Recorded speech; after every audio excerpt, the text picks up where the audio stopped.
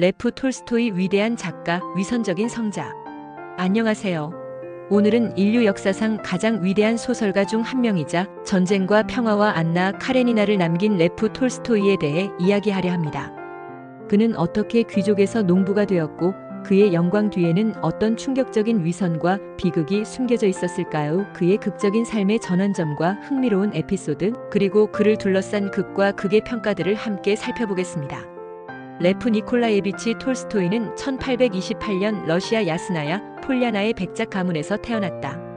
그는 부유한 환경에서 태어났지만 어린 시절부터 삶의 의미에 대한 깊은 고민을 했다. 그는 나는 행복을 찾기 위해 방황할 것이라고 말했다. 그는 도박과 술, 여성을 탐닉하며 방탕한 삶을 살았다.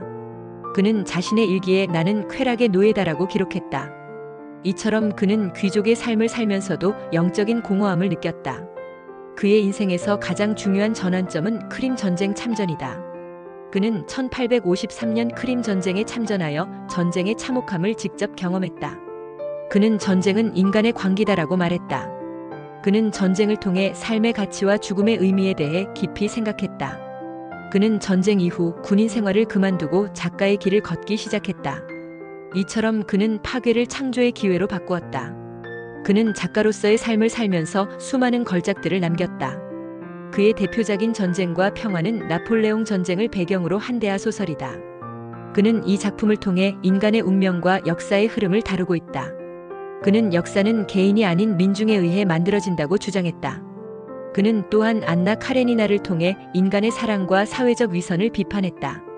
이처럼 그는 문학을 인간의 삶을 담는 그릇으로 사용했다.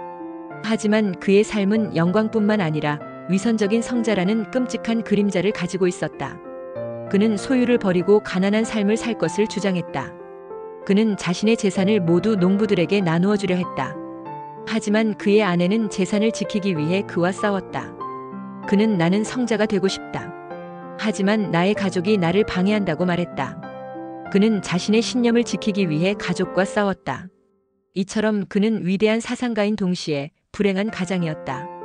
또 다른 충격적인 일화는 그의 아내와의 불화이다.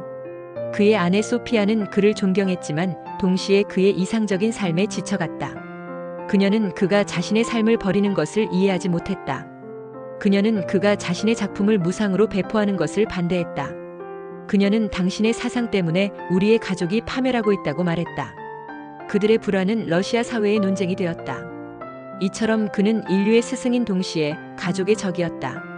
그럼에도 불구하고 톨스토이는 자신의 신념을 포기하지 않았다. 그는 기독교 무정부주의라는 새로운 사상을 창시했다. 그는 나는 국가와 교회가 인간의 자유를 억압한다고 믿는다고 말했다. 그는 비폭력 저항을 주장했고 간디와 마틴 루터 킹에게 큰 영향을 주었다. 그는 자신의 재산을 포기하고 농부처럼 살았다. 이처럼 그는 말뿐만 아니라 행동으로 자신의 신념을 증명했다. 그는 또한 교육에도 깊은 관심을 보였다. 그는 자신의 집을 학교로 만들고 농민의 아이들에게 자유로운 교육을 제공했다. 그는 교육은 인간을 인간답게 만드는 것이라고 말했다. 그는 낡은 교육 방식을 비판하고 새로운 교육을 실험했다. 레프 톨스토이는 1910년 82세의 나이로 가출하여 기차역에서 사망했다.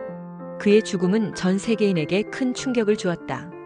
그는 인류의 양심으로 기억되며 그의 이름은 문학과 사상의 상징이 되었다.